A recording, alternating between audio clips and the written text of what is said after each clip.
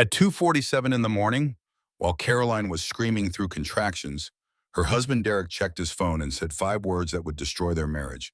"I'll be back in an hour." He never came back. While she was dying on that delivery table, and I mean literally dying. Her heart stopped for 47 seconds. He was drinking champagne with his mistress at the Four Seasons. But Derek made one fatal mistake. He didn't know his wife's father was a retired FBI agent. And what that father uncovered in the next 47 days, it didn't just end Derek's marriage, it ended his entire life. If this satisfies your soul, hit subscribe and drop a comment. This story is worth every second. The first contraction hit Caroline Ashford Mercer at 11:17 on a Tuesday night, 3 weeks before her due date. She gripped the kitchen counter, breathing through the pain while her husband Derek sat in the living room watching a football game.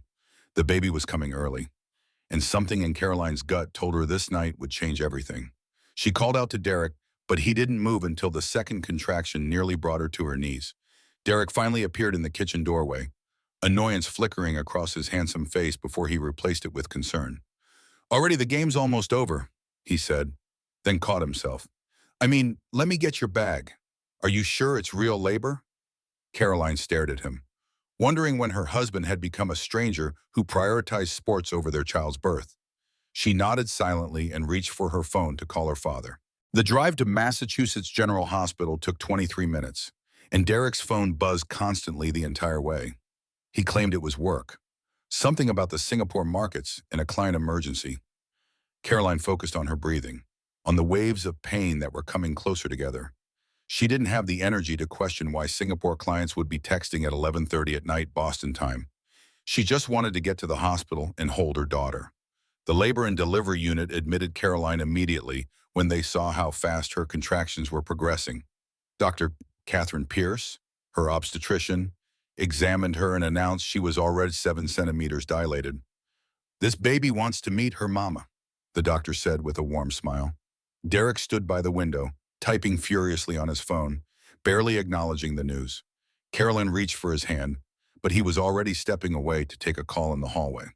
At 2:47 in the morning, the nurse stepped out to check on another patient down the hall. Derek pulled out his phone, and Caroline watched his face transform as he read something on the screen.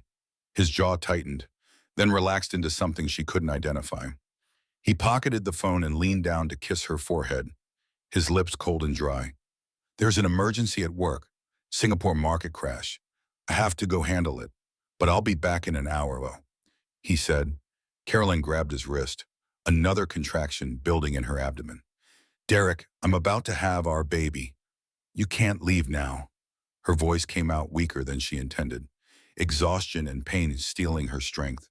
He gently removed her fingers from his arm, that practiced smile on his face. "1 hour. Caroline, I promise the partners are counting on me." He was gone before she could respond. The next 45 minutes blurred together in a haze of pain and pushing and the steady encouragement of Dr. Pierce.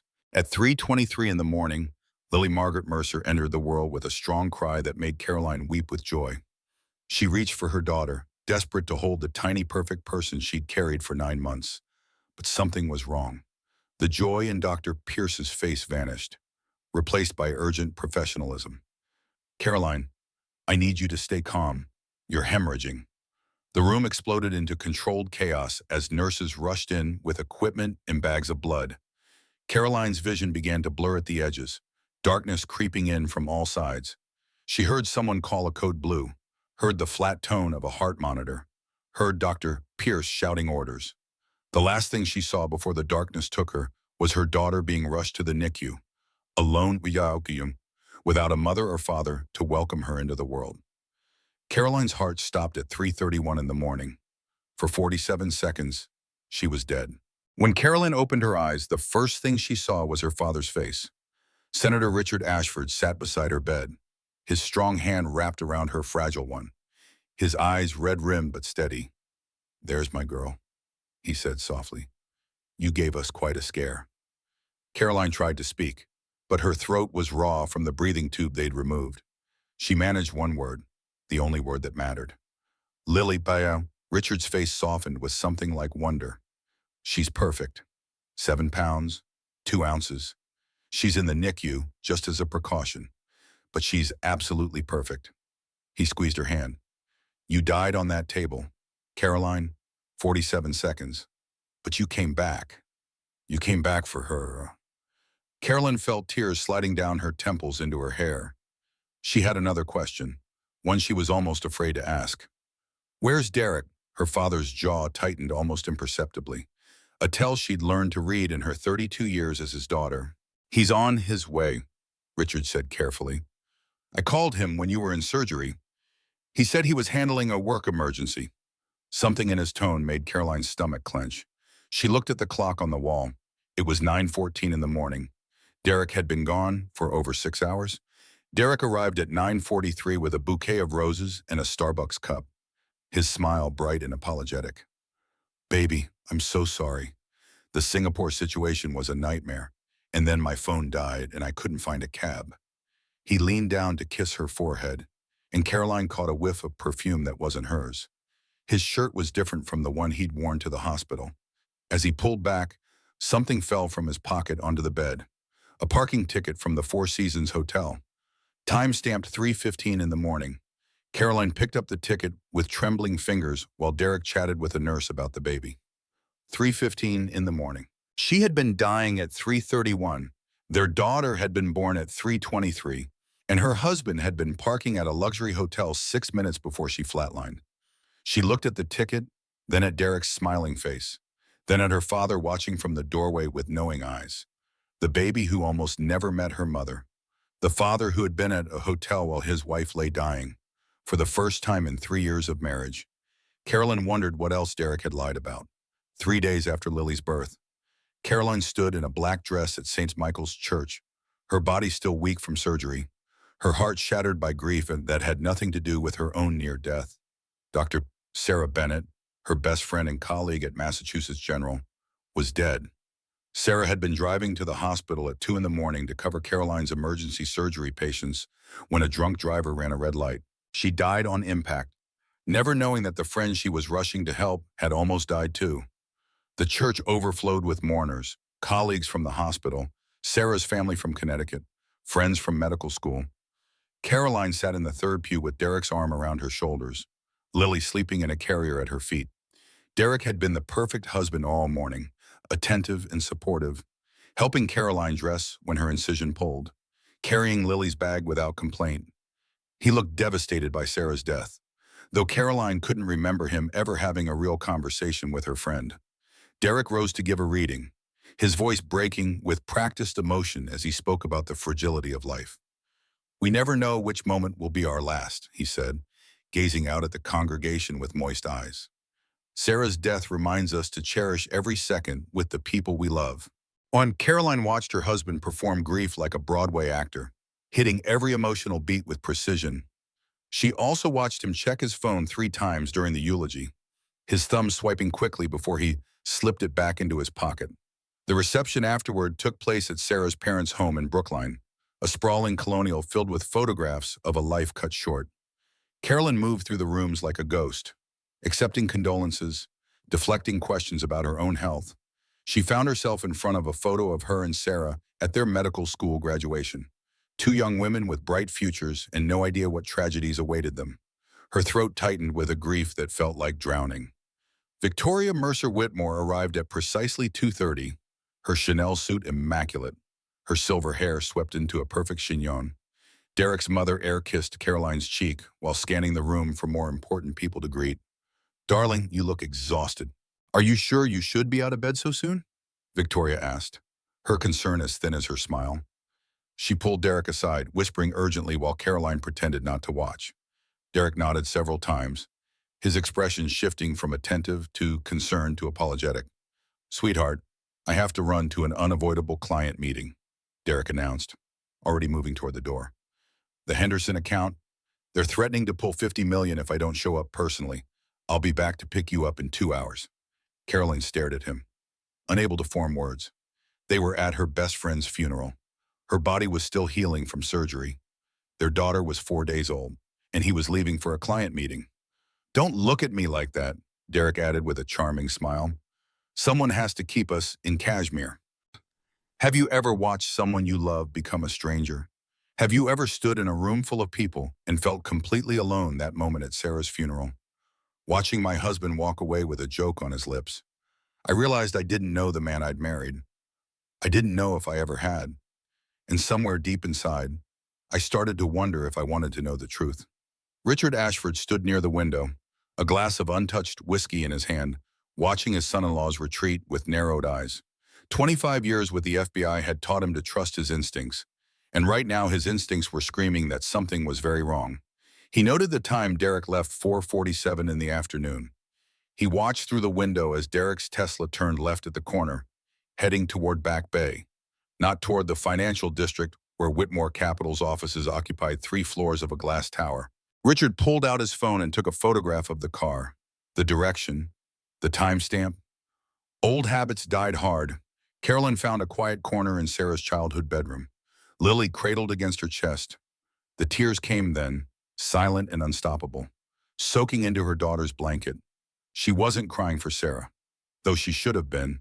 She was crying for herself, for her marriage, for the parking ticket from the 4 Seasons that she'd hidden in her jewelry box like evidence at a crime scene. She was crying because deep down, in a place she didn't want to acknowledge, she already knew the truth about Derek. She just wasn't ready to face it yet. That night, after Derek came home smelling of cologne that wasn't his usual brand, after he kissed her forehead and fell asleep beside her with his phone clutched in his hand, Carolyn lay awake watching shadows move across the ceiling. She thought about Sarah driving through the darkness to help her. She thought about her own heart stopping on the operating table. She thought about her husband's face when he read that text message and decided his work emergency was more important than his wife giving birth. Somewhere in the darkness, her phone buzzed with a text from her father. "We need to talk. Tomorrow. Come alone."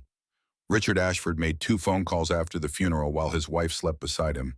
The first was to Detective Marcus Sullivan at Boston PD, an old friend from his FBI days who now ran the Financial Crimes Unit. "I need you to look into someone for me." Quietly. The second call was to Thomas Fletcher, a forensic accountant who had helped Richard crack his biggest case 15 years ago. "I think my son-in-law is hiding something. I need to know what."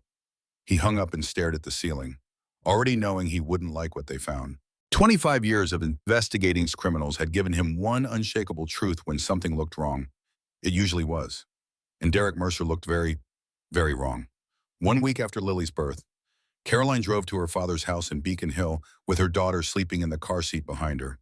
She hadn't told Derek where she was going, only that she needed to visit her mother's grave at Mount Auburn Cemetery. The lie came easily now, which frightened her. She was becoming someone she didn't recognize. A woman who checked her husband's pockets and memorized his schedule and noticed when his stories didn't quite add up. The woman she had been a month ago would have been horrified. The woman she was becoming understood it was necessary. Richard met her at the door and took Lily's carrier with practiced ease, leading Caroline into his study where the curtains were drawn against the autumn afternoon. A manila folder sat on his desk, thick with papers, and Caroline felt her stomach drop at the sight of it. "Sit down, sweetheart," Richard said, his voice gentle but firm. "Before I show you this, I need you to understand that I didn't go looking for trouble. Trouble came looking for you, and you deserve to know the truth, even if it hurts."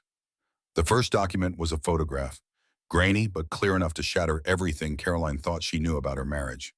Derek and a woman at a restaurant table, his hand covering hers, their faces close enough to kiss.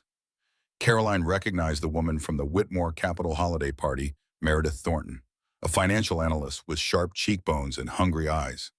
The photo was dated 4 months ago. "This was taken in June," Richard said quietly. "There are more, many more." He spread the photographs across the desk like a terrible timeline of betrayal. Derek and Meredith in Napa Valley during his conference in June, walking through vineyards with their arms around each other. Derek and Meredith at a bed and breakfast in Vermont during his client retreat in August, sharing breakfast on a sunny porch. Derek and Meredith in the lobby of the 4 Seasons Hotel at 2:52 in the morning on the night Carolyn almost died. In that last photo, Meredith's champagne glass caught the light, and in its curved surface, Derek's face was reflected clearly.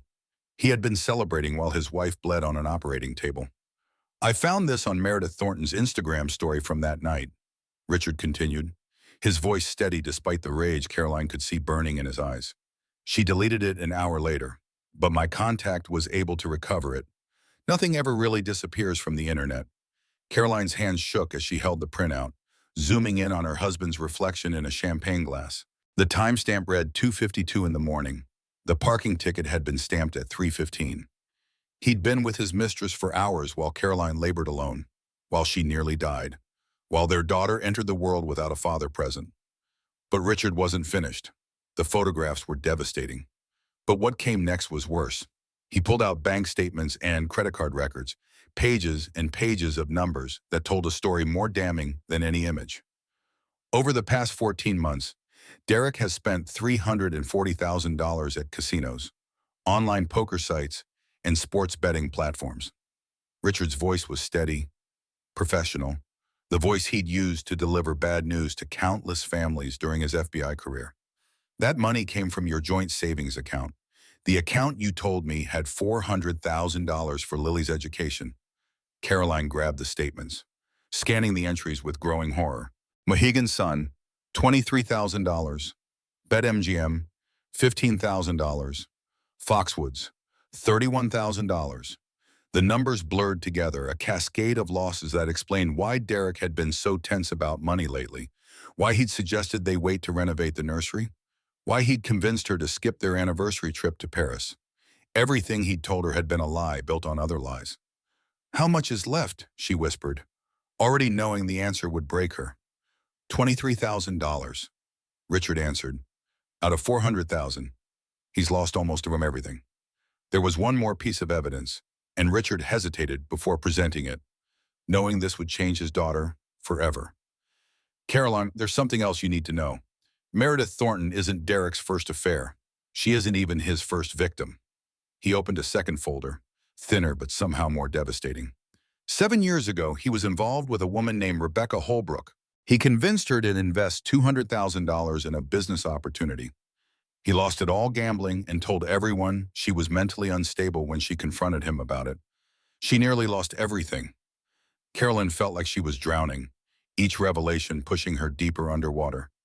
"There's one more," Richard said quietly, his voice cracking for the first time. 10 years ago, before Rebecca, there was a woman named Lauren Montgomery. Derek did the same thing to her, charmed her, took her savings, lost it gambling, blamed her for being too trusting. He paused, and Caroline saw something in his eyes she'd never seen before, a grief that transcended professional detachment. 3 months after Derek left her, Lauren took her own life. She was 24 years old. She left a note blaming herself for trusting the wrong man. The room spun around Caroline as the full picture emerged with terrible clarity. Her husband wasn't just a cheater. He wasn't just a gambler. He was a predator who had destroyed at least 2 women before her, possibly more, and one of them had died because of it. "What?" she managed to ask through the tears she couldn't control. "Why did you dig all this up?" Richard knelt beside her chair, taking her hands in his the way he had when she was a little girl afraid of thunderstorms. "Because you're my daughter. Because something was wrong, and I couldn't ignore it. Because you deserve to know who you married before he could hurt you any worse." Carolyn sat in her father's study for a long time after he stopped talking, Lily sleeping peacefully in her carrier, completely unaware that her family was built on lies. The photographs and documents spread across the desk told a story of betrayal so complete that it took her breath away. Her husband had been lying to her for 18 months, stealing from her for 14 months, and planning his escape while she grew his child inside her body. But as the shock faded, something else took its place, a cold, sharp clarity she had never felt before. "What do we do?" Carolyn asked. Richard's answer would change everything. "First, we protect you and Lily. Then we find out how deep this goes. Because, sweetheart, I don't think we've seen the worst of it yet." He was right. They hadn't even come close. 2 weeks after Lily's birth, Carolyn sat in a conference room at the law offices of Foster and Mitchell, surrounded by people she'd never met who knew more about her marriage than she did. Her father had assembled a team of specialists, each one an expert in exposing the kind of man Derek Mercer had turned out to be. Thomas Fletcher, the forensic accountant with wire-rimmed glasses and a gentle voice, had spent 30 years following money trails that criminals thought were hidden. Diana Reynolds, A private investigator with silver-streaked hair and sharp eyes had photographed hundreds of cheating spouses and testified in dozens of divorce cases. And Margaret Foster, an attorney whose reputation for destroying unfaithful husbands was legendary in Boston legal circles, had never lost a case. They had spent the past week digging into Derek Mercer's life, and what they found made Caroline wish she'd never asked. Thomas Fletcher spoke first. His laptop opened to spreadsheets that looked like financial hieroglyphics to anyone who hadn't spent decades decoding them. The gambling debt isn't $340,000. That's just what he took from your joint accounts. He turned the screen toward Carolyn, pointing to rows of transactions highlighted in red. When we traced his other financial activity through shell companies and cash advances, the real number emerged. Derek's total gambling debt is approximately $890,000, nearly $1 million lost at casinos, poker sites, and sports books. Carolyn felt the blood drain from her face as the number sank in. Nearly $1 million. Her husband had lost nearly $1 million gambling while she worked 70-hour weeks saving children's lives, while she carried his daughter and planned their future and trusted him to be the partner she needed. That's not the worst of it, Diana Reynolds added, sliding a document across the polished conference table. Do you recognize this signature? Carolyn, yeah. The paper was a loan application for $800,000, secured against the equity in their Beacon Hill townhouse. Carolyn's signature appeared at the bottom of the document, elegant and familiar, right next to Derek's. But she had never seen this document before. She had never signed anything related to their home equity. She had never agreed to put their home at risk. This is a forgery, she said, her voice barely above a whisper. I didn't sign this. I've never seen this paper in my life. Margaret Foster nodded grimly, her face set in hard lines. We had a handwriting expert analyze it and confirm your suspicion. Derek forged your signature on a loan that's due in 90 days. If he doesn't pay it back, you lose your home. You and Lily will be on the street. The revelations kept coming, each one worse than the last. Each one stripping away another layer of the man Caroline thought she had married. Derek hadn't just been gambling his own money and Caroline's savings. He'd been stealing from clients at Whitmore Capital, the prestigious firm his family had built over 3 generations. Thomas explained the scheme in careful detail: small performance fees, skimmed from accounts belonging to elderly clients in nursing homes who wouldn't notice the missing funds, patients with dementia who couldn't track their statements, widows overwhelmed by managing their late husband's estates. 3 clients over the past 2 years, totaling $1.2 million. 2 of those clients have since passed away, Thomas said, his gentle voice carrying a weight of disgust. Their estates haven't been audited yet. Derek was counting on that. He was stealing from the dead and the dying. Margaret Foster opened a folder and removed a single document that would haunt Caroline's nightmares for years to come. There's one more thing you need to see. 6 months ago, right after you told Derek you were pregnant, he contacted an insurance broker. She slid the paper across the table with something like reverence for its terrible significance. He took out a life insurance policy on you. Caroline, the policy is worth $3 million. The beneficiary isn't a trust for Lily.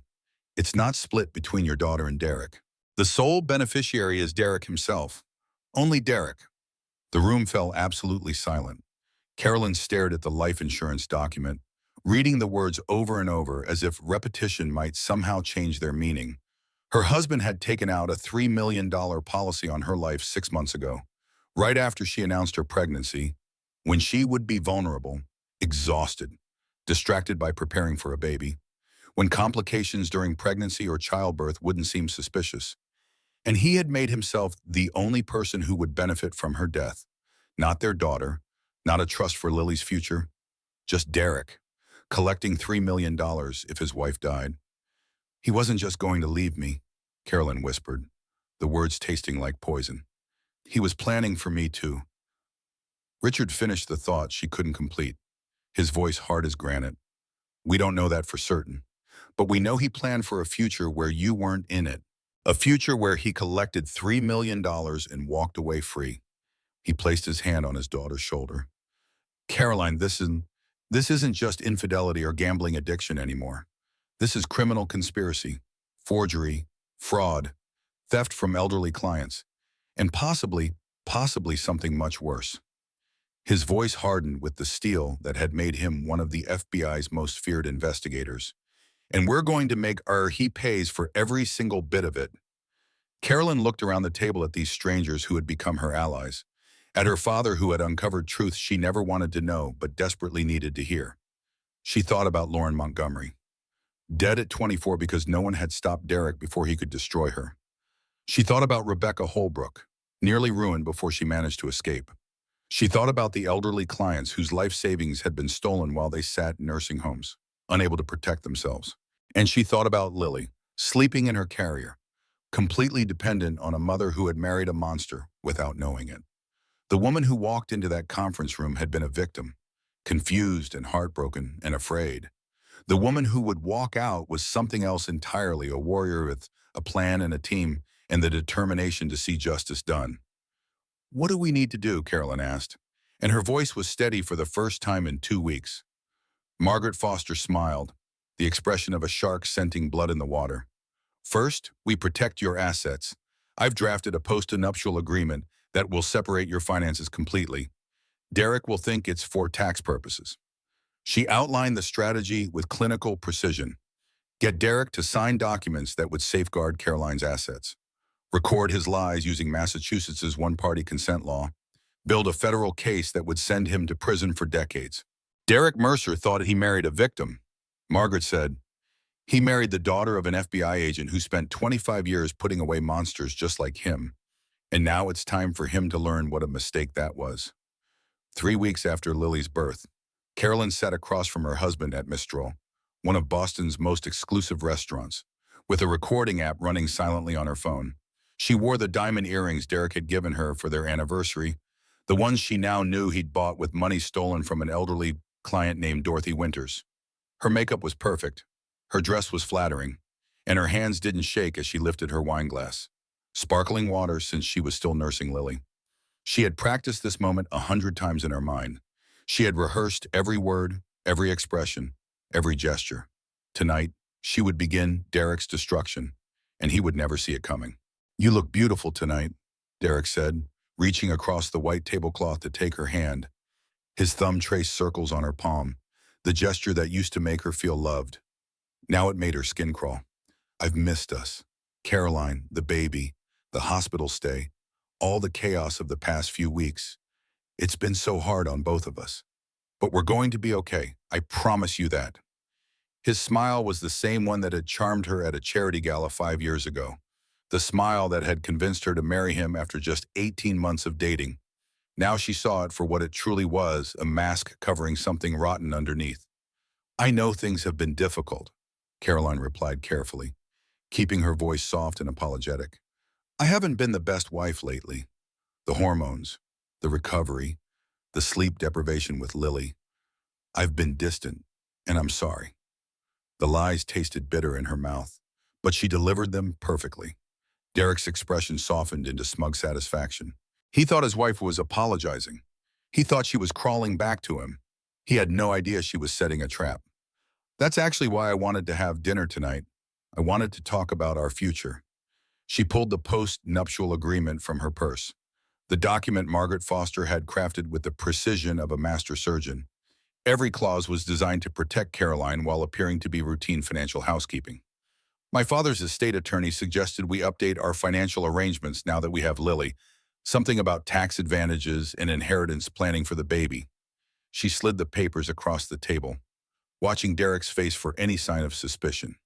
Instead, she saw exactly what Margaret had predicted: greed and arrogance and absolute certainty that he was the smartest person in any room.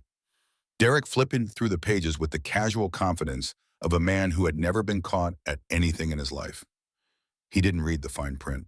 He didn't notice the clauses that separated all their assets, gave Caroline sole ownership of the townhouse, and essentially left him with nothing but his debts in the event of divorce. He just saw legal jargon and assumed it was routine. "This looks straightforward enough," he said, already reaching for his Mont Blanc pen. "Anything for the family, right?" He signed each page with a flourish, dating his own financial destruction with a smile on his face. Carolyn tucked the signed agreement back into her purse. One battle won in a war Derek didn't even know had begun. But the document wasn't the only weapon she was deploying tonight. The recording app on her phone was capturing every word. And the next part of her plan required Derek to condemn himself with his own voice. "I know you've been working so hard lately," Caroline said, her voice sweet and admiring. "All those late nights at the office, the Singapore meetings, London, Hong Kong. I don't know how you keep up with it all. You must be exhausted." Derek preened under the attention like a peacock spreading his feathers. "Someone has to keep us in Kashmir," he said with that familiar wink. "The partners are counting on me to bring in the big international clients. Last month alone, I closed 3 major deals in Asia." He launched into an elaborate story about meetings that never happened, clients who didn't exist, flights he'd never taken. Carolyn nodded and smiled and asked follow-up questions, and the recording captured every lie. She had her father's files showing Derek had never left Boston during his supposed international travel. Every word he said tonight was another piece of evidence, another nail in the coffin he was building for himself. When we're living in a lie, we don't notice the small moments that reveal the truth. A parking ticket from a hotel on the wrong night, a story that doesn't quite match the calendar, a husband who talks about business trips he never took. Looking back now, I can see all the signs I missed. But that night at Mistral, watching Derek lie with such practiced ease, I finally understood something important. He wasn't lying because he was afraid of getting caught.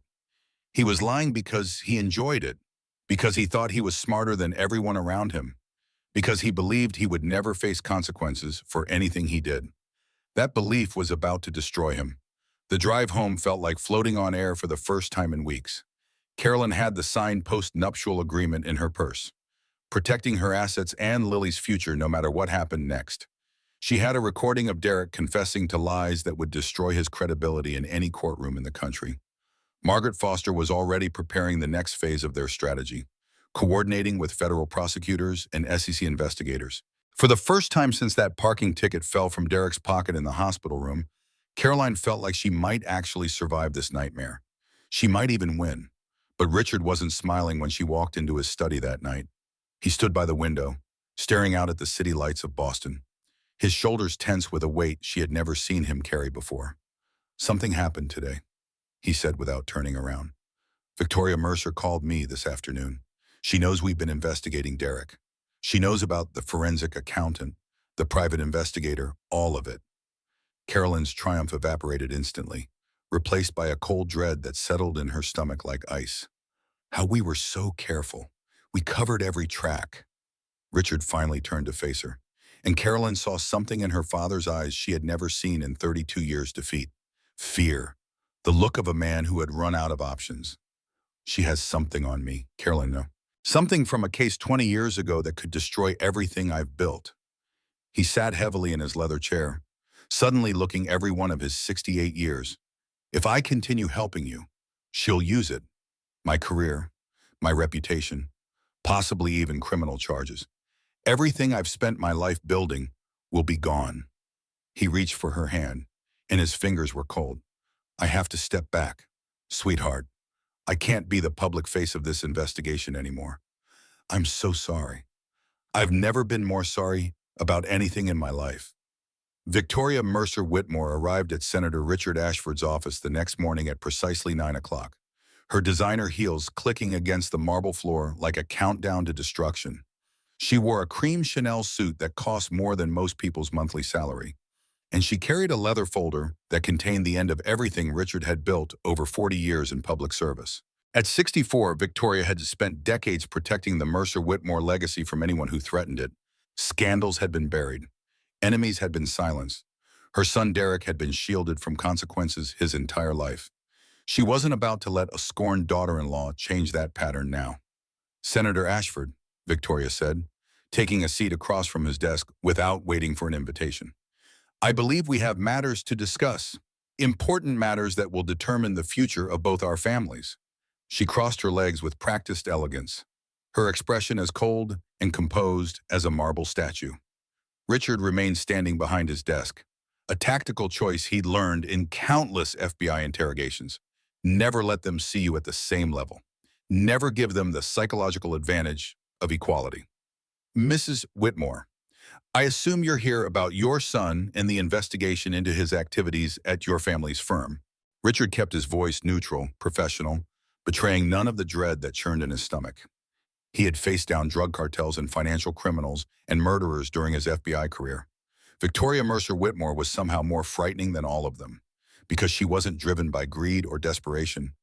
She was driven by something far more dangerous, the absolute conviction that her family was above the law. Victoria's smile was porcelain and poison, beautiful and deadly.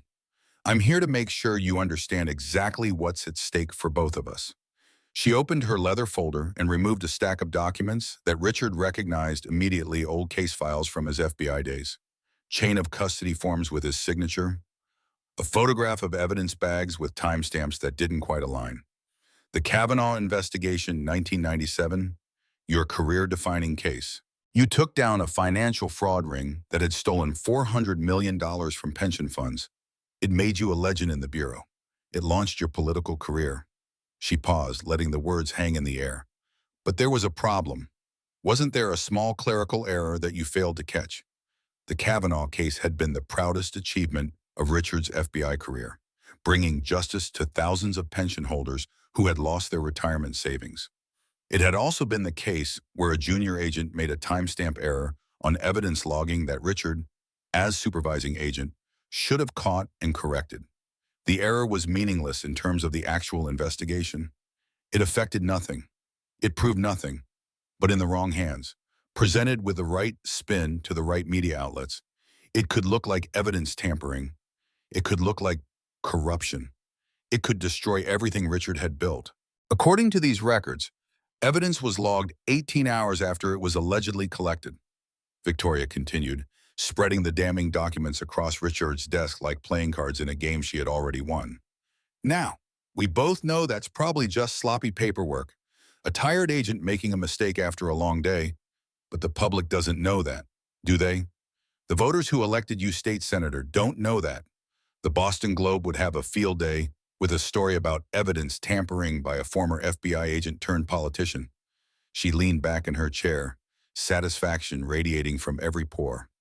This goes to every major news outlet tomorrow morning, unless you stop your investigation immediately. Richard felt something cold and heavy settle in his chest as he looked at the documents that could end his career. And if I refuse, if I continue helping my daughter expose your son for the criminal he is, Victoria's smile didn't waver.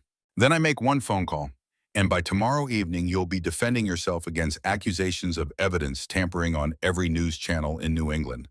Your political career ends. Your reputation is destroyed. Criminal investigations begin. And your precious daughter loses her most valuable ally at the exact moment she needs him most. She stood, smoothing her Chanel skirt with manicured hands. You have until 5 o'clock this afternoon to make your decision. After that, I make mine. She walked out without waiting for a response, leaving the folder of documents on his desk like a grenade with the pin already pulled. Richard stood alone in his office for a long time, staring at the evidence of his own destruction, knowing that Victoria Mercer Whitmore had won this round. He could fight back, refuse to be intimidated, let her release her information and hope the truth would prevail. But by the time he cleared his name, months or years from now, Derek would have had time to cover his tracks, destroy evidence, flee the country if necessary. Carolyn would lose everything while her father fought a public relations battle he might not win. That evening, Richard called Caroline to his house for the hardest conversation of his life. His daughter sat on the same couch where she'd learned to read, where she'd cried over her first heartbreak, where she'd told him she was getting married to Derek Mercer. Now he had to tell her that he couldn't protect her anymore, that the father who had always been her shield was laying down his sword.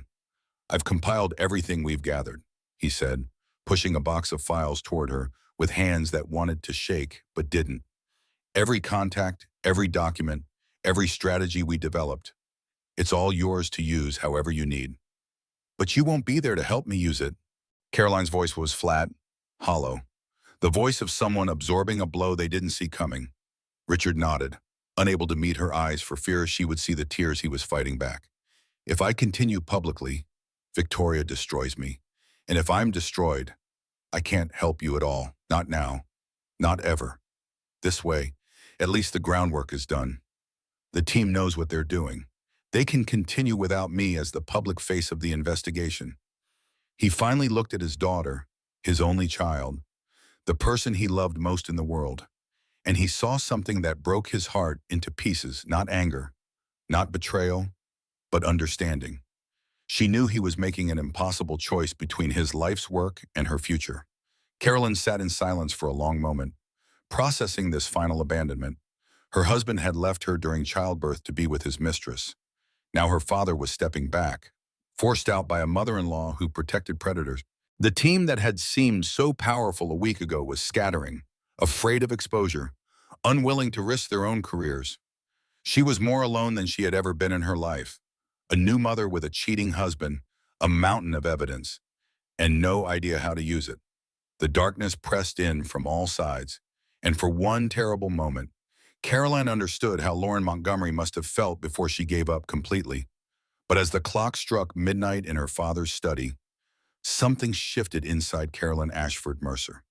She thought about Lauren Montgomery, who had no one to fight for her justice. She thought about Rebecca Holbrook, who had nearly lost everything before escaping.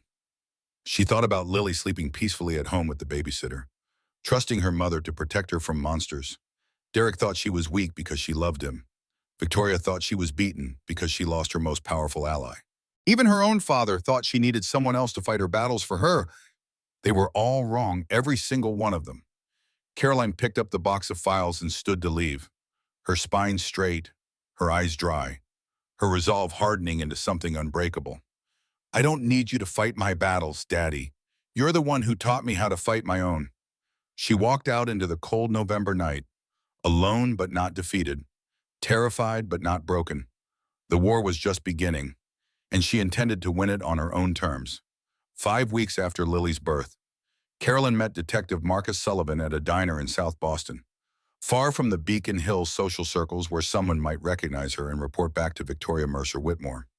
The diner was called Mickey's, a decades-old establishment with cracked vinyl booths and coffee that tasted like it had been brewing since the Nixon administration. Marcus had chosen the location deliberately, a place where cops and criminals and ordinary people mixed together without anyone paying attention to anyone else. Perfect for a conversation that could never officially happen. Marcus Sullivan had been her father's protege at the FBI before transferring to Boston PD's Financial Crimes Unit nearly 15 years ago.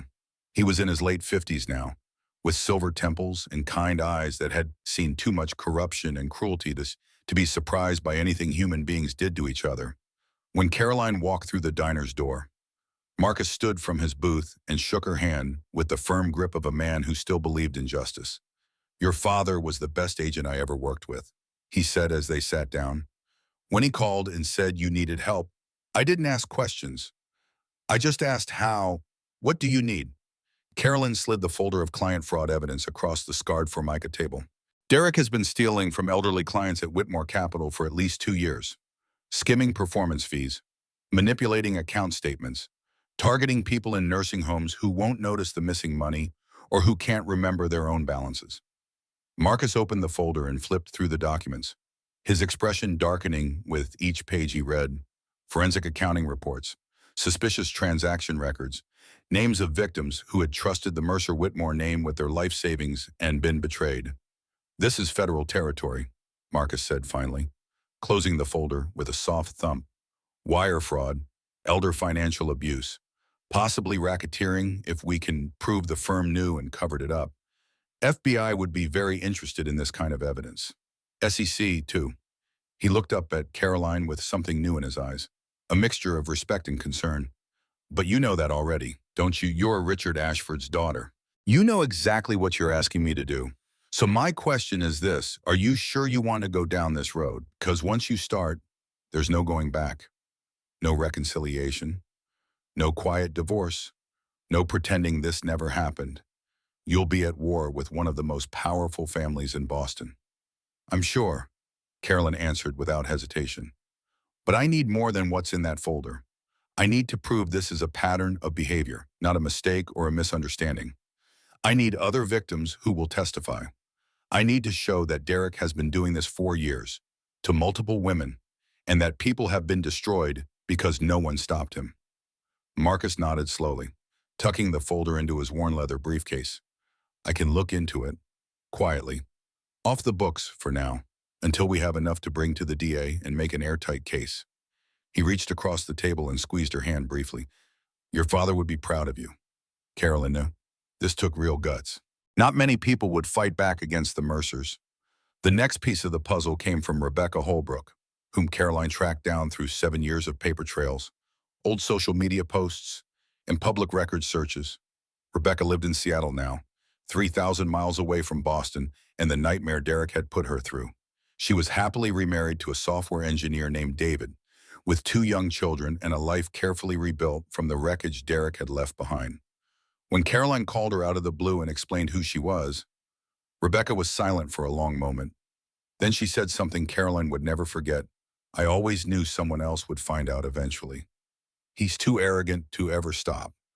I've been waiting 7 years for this call. Rebecca spent 3 hours on the phone telling Caroline everything about her relationship with Derek. How he had charmed her at a gallery opening, swept her off her feet with expensive dinners and romantic weekends, made her feel like the center of his universe. How he had gradually isolated her from friends and family, convinced her that he was the only person who truly understood her.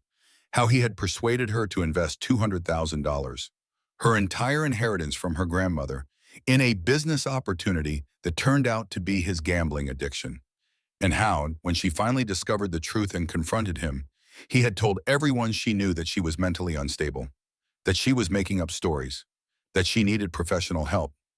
I almost believed him, Rebecca said, her voice cracking with old pain. That's how good he is at manipulation. He made me question my own sanity. I have documentation of everything. Caroline, bank records, emails, text messages. I saved it all because I knew someday I might need to prove I wasn't crazy. She agreed to send copies of all her evidence and to testify in court if Caroline ever got Derek in front of a judge. Before they hung up, Rebecca said one more thing. Destroy him for me, for you, for the woman who came before me, and the women who would have come after. Destroy him completely. Make sure he can never do this to anyone again. The final and most important ally came from the most unexpected place. Grace Montgomery had been waiting 10 years for someone brave enough to believe her about Derek Mercer. Her sister Lauren had died at 24, broken and alone and convinced that her own trusting nature had caused her destruction. The police had investigated and called it suicide. The Mercer family lawyers had made sure no connection to Derek ever appeared in any official report. Grace had been fighting alone for a decade, collecting evidence, tracking Derek's subsequent relationships, waiting for the day when someone else would finally listen and believe. I've been building a file on him since the day Lauren died, Grace explained when they met at a coffee shop in Cambridge, far from anyone who might know either of them. She was a paralegal now, working at a firm that specialized in domestic abuse cases, channeling her grief into helping other women escape predators. I knew someday he'd do it again. Men like Derek don't stop. They just find new victims and keep going until someone makes them stop. She opened her laptop and turned the screen toward Caroline. This is everything I have. Police reports from Lauren's case, bank records showing how Derek drained her accounts, text messages she sent before she died, photographs of Derek with other women dating back over a decade. The file was meticulous, organized, devastating. Grace had created a complete timeline of Derek's predatory relationships, documenting the pattern of charm, financial exploitation, psychological destruction, and abandonment that defined his approach to women. She had names, dates, photographs, financial records. She had evidence that Derek had destroyed at least 4 women before Caroline, including one who had died because of it. Lauren wasn't his first victim, Grace said, her voice steady but her eyes bright with unshed tears. And she wasn't his last. But with your help, Caroline, she can be the last one who dies because of him. We can make sure of that together. There was one more ally Caroline hadn't expected, one who found her rather than the other way around. Nathan Crawford was a junior analyst at Whitmore Capital, 26 years old and drowning in a job he'd taken because it looked good on a resume. He had watched Derek and Meredith manipulate client accounts for 2 years, seen the falsified reports and doctored statements, heard them laughing about which elderly clients were easiest to steal from. He'd been too afraid to speak up, too junior to have any power, too worried about his career to risk everything by being a whistleblower. But when rumors started circulating that someone was investigating Derek, Nathan made a decision that would change his life. He reached out to Caroline through an anonymous email, using a burner account and a VPN to hide his identity. "I have copies of everything," he wrote.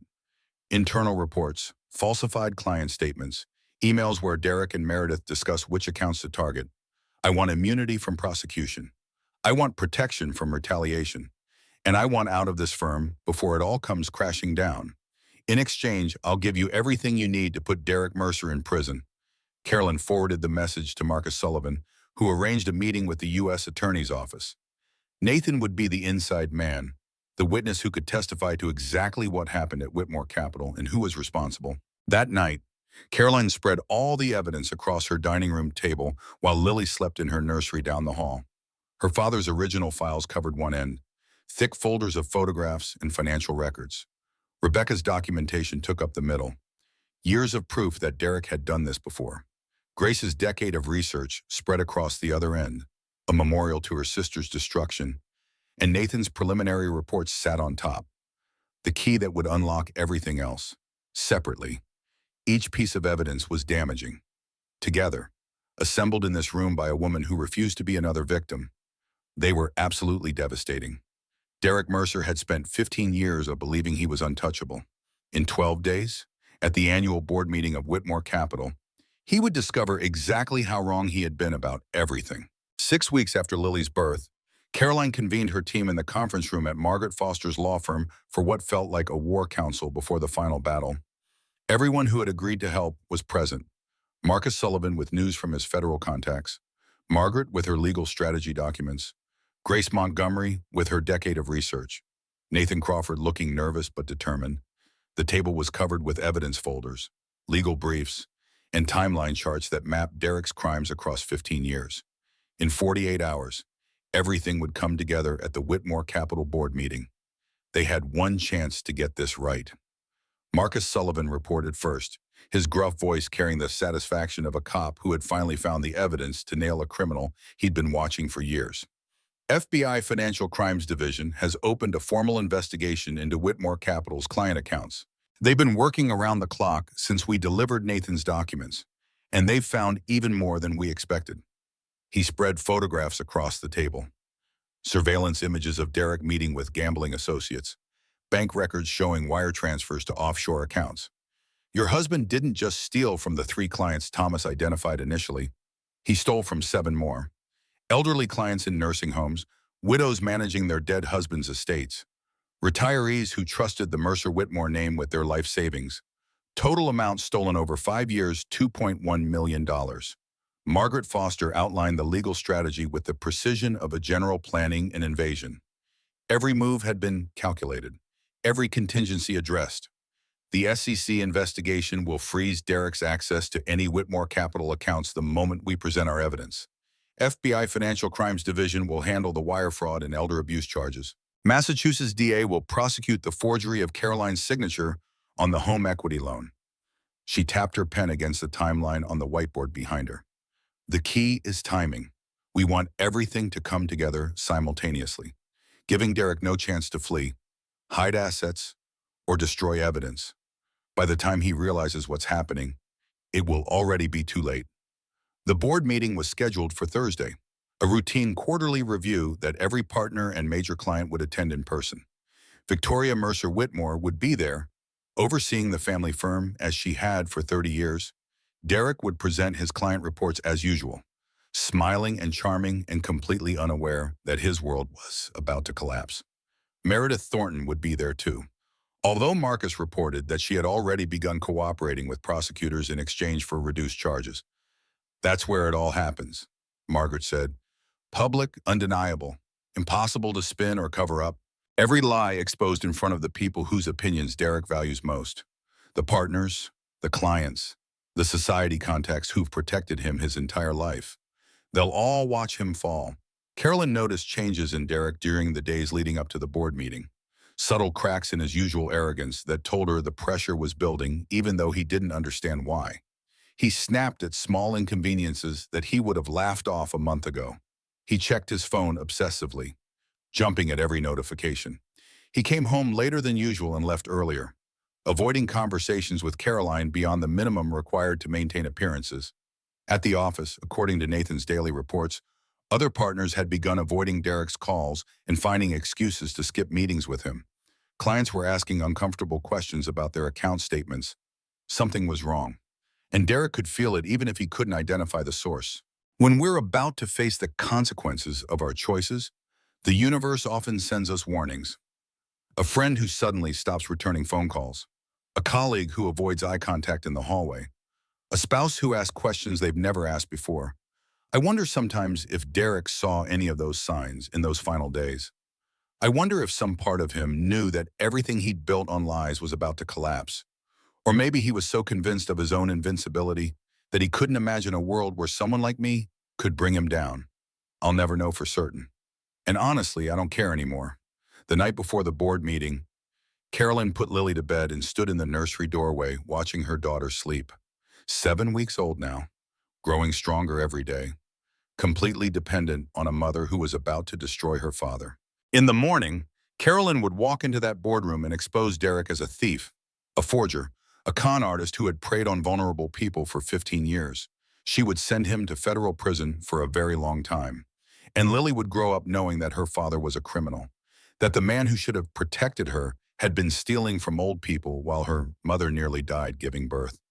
"I'm not doing this to hurt you," Carolyn whispered to her sleeping daughter. "I'm doing this so you never have to be afraid of men like him. So you grow up knowing that women can fight back and win.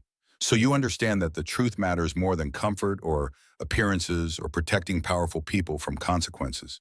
She touched Lily's soft cheek, feeling the warmth of innocent life under her fingertips. "Tomorrow, everything changes, baby girl, but I'll still be here. No matter what happens, no matter how hard it gets, I will always be here for you." At 6 in the morning on the day of the board meeting, Caroline dressed in her best suit, the navy blue Armani she'd worn to her wedding reception 3 years ago.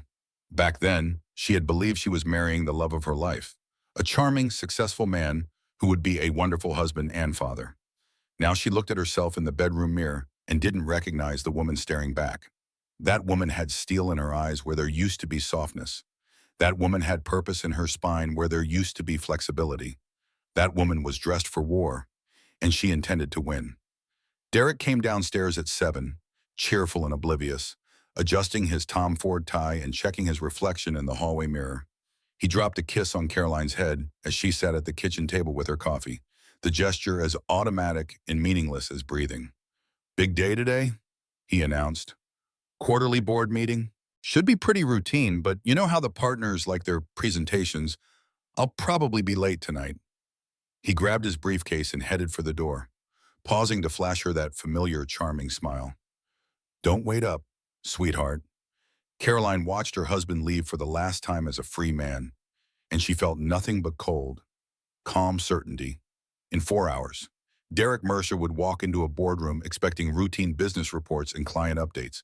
Instead, he would face FBI agents, SEC officials, federal prosecutors, and the woman he had betrayed in every possible way. His mother would watch him be arrested. His colleagues would watch his crimes exposed. His carefully constructed life would collapse into rubble around him, and Caroline would be there for all of it, finally getting the justice she deserved, the justice Lauren Montgomery had deserved, the justice every woman Derek had ever hurt deserved. Derek Mercer walked into the Whitmore Capital boardroom at exactly 9 o'clock on the 47th day after his daughter's birth, wearing his favorite Tom Ford suit and carrying a leather portfolio full of fabricated client reports. He nodded confidently to the security guard in the lobby, flashed his charming smile at the receptionist who had always admired him, and pushed through the conference room doors expecting to see the usual collection of partners, clients, and family members waiting for his quarterly presentation. Instead, he found himself facing a room full of people who had come to watch him fall. "Caroline," Derek's voice cracked with confusion as he processed the impossible scene before him. His wife stood at the center of the conference table, poised and composed in a navy suit he vaguely recognized. "What are you doing here? This is a private business meeting." He scanned the room desperately, his expression shifting from surprise to alarm as he recognized faces that didn't belong in a Whitmore Capital boardroom. Two men in dark suits with FBI badges visible on their belts. A woman from the SEC he'd met during a routine audit last year. Detective Marcus Sullivan from Boston PD, who Derek knew had been his father-in-law's protege. And at the far end of the table, a woman he'd hoped never to see again in his life, Grace Montgomery, the sister of the girl who had killed herself because of him 10 years ago. Margaret Foster stepped forward from her position near the windows, a thick manila folder in her manicured hands. Mercer, please have a seat. We have quite a lot of material to discuss, and I think you'll want to be sitting down for most of it. Derek remained standing, his eyes darting toward the door behind him. Two FBI agents had positioned themselves there, arms crossed, expressions blank. There would be no escape. No charming his way out, no calling his mother to make this disappear. He lowered himself into the nearest chair, his arrogance crumbling into something that looked almost like fear. "This is ridiculous," he managed. "Whatever my wife has told you, she's clearly experiencing some kind of postpartum breakdown. The stress of the new baby has been—" "Save it," Carolyn interrupted, and her voice was steady and cold as a January wind off the harbor. "I'm not having a breakdown. Derek, I'm having a reckoning, and you're going to sit there and listen while everything you've done comes into the light." She nodded to Margaret, who began placing documents on the polished mahogany table like exhibits in a trial that had already been decided.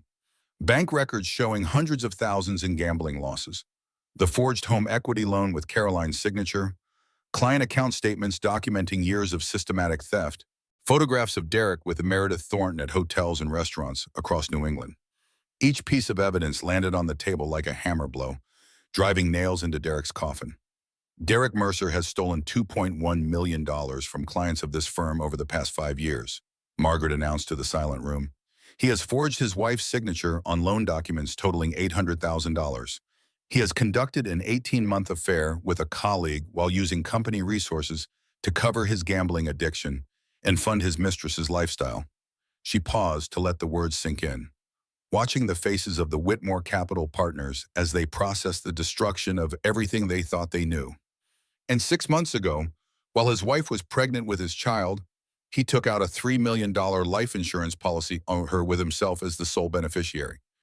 The boardroom doors opened again, and Victoria Mercer Whitmore swept in like a avenging angel in Chanel, her face arranged in an expression of controlled fury that had intimidated countless adversaries over the decades.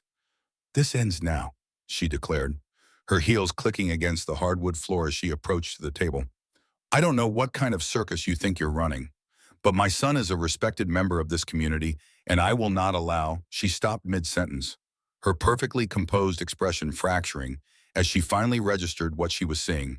FBI badges, SEC officials, federal prosecutors, a folder of evidence thick enough to send her son to prison for decades.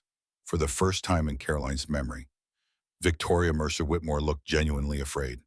"What is the meaning of this?" Victoria demanded, but her voice had lost its commanding edge. She sounded old suddenly, confused, like someone who had woken up in a world that no longer followed the rules she had always relied upon. Before anyone could answer, the boardroom doors opened one more time, and Meredith Thornton walked in, escorted by a female FBI agent. She looked smaller than Caroline remembered from the Whitmore Capital holiday party, her confident, predatory beauty replaced by exhaustion and fear, and something that might have been shame. Derek half rose from his chair, reaching toward her. "Meredith, thank God. Tell them this is all a misunderstanding. Tell them I've provided full testimony in exchange for reduced charges," Meredith said quietly, refusing to meet his eyes. "I'm sorry, Derek. I'm not going down for you. I'm not going to prison to protect you." She lowered herself into a chair at the far end of the table, as far from Derek as possible, and Caroline noticed something she hadn't seen before. The gentle swell of Meredith's belly beneath her loose silk blouse was unmistakable. She was pregnant. Derek's mistress was carrying his child, and from the look on his face, he hadn't known until this moment. The evidence presentation took 43 minutes, each document more damning than the last. Grace Montgomery testified about her sister Lauren, her voice breaking as she described finding the suicide note that blamed Lauren herself for being too trusting. "My sister was 24 years old," Grace said, looking directly at Derek. "She had her whole life ahead of her, and you destroyed her so completely that she couldn't see any reason to keep living. You took everything from her, and then you walked away and did the same thing to someone else. Rebecca Holbrook appeared via video call from Seattle, her face filling a large screen as she walked through the pattern of manipulation and financial exploitation she had barely survived. Nathan Crawford produced internal documents from Whitmore Capital showing exactly how Derek and Meredith had falsified reports and targeted vulnerable clients. The partners sat in stunned silence as they watched their golden boy revealed as a predator who had been hunting among their clients for years. Some of them had known Derek since he was a child, had watched him grow up in the firm his grandfather founded, had believed in the promise of the next Mercer Whitmore generation. Now they were watching that promise exposed as a lie, and Carolyn could see them calculating how much they had lost by trusting him. Victoria made one final desperate attempt to regain control of the situation she had lost. "This is a witch hunt," she announced, rising from her chair with as much dignity as she could muster. "My attorneys will tear every piece of this so-called evidence apart. You have no idea who you're dealing with, what kind of power this family has. The federal prosecutor interrupted her with the calm authority of someone who had heard these threats before. "Mrs. Mercer Whitmore, you are also under arrest for conspiracy to commit fraud and obstruction of justice. We have documented evidence of your knowledge and concealment of your son's activities, including the blackmail material you used against Senator Ashford last month." Two FBI agents approached Victoria with handcuffs, and her face went white as fresh snow. Derek turned to Caroline one last time, desperation finally breaking through the mask he had worn for their entire marriage. "Caroline, please," he begged, and for a moment he almost looked like the man she had fallen in love with. Almost. "I love you. I was going to fix everything. I swear.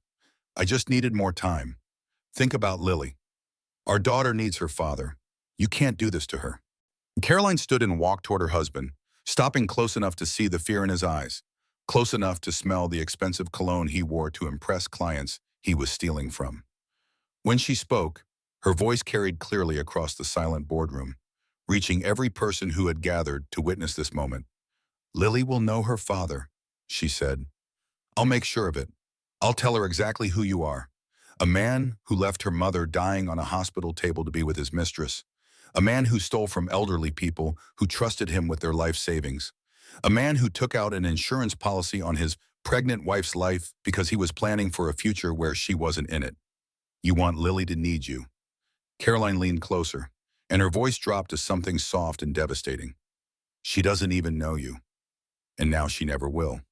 The FBI agents approached Derek from both sides, their movements practiced and efficient. "Derek Mercer, we're under arrest for wire fraud, forgery, elder financial abuse, and conspiracy. You have the right to remain silent. Anything you say can and will be used against you in a court of law." They pulled his arms behind his back and secured the handcuffs with a click that echoed through the silent boardroom. Derek was led out in handcuffs, past the partners who had trusted him, past the portrait of his grandfather that hung in the lobby, past the life he had built on lies and theft and the destruction of everyone who made the mistake of loving him. Victoria followed moments later, her Chanel suit wrinkled, her silver hair escaping its perfect chignon, her decades of power and influence crumbling around her. In 1 hour, the Mercer Whitmore empire had fallen.